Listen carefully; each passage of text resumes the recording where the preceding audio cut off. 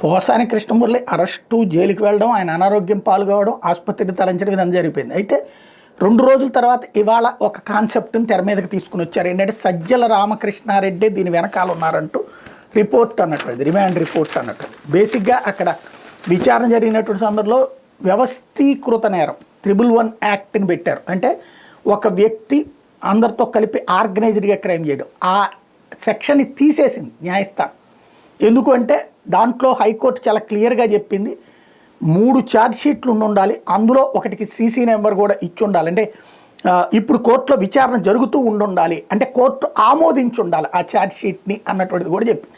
అది కూడా 2-3 ఏళ్లలో జరిగి ఉండాలి అన్నటువంటిది. అట్లాంటిది పోసాని కృష్ణమురళి మీద లేదు.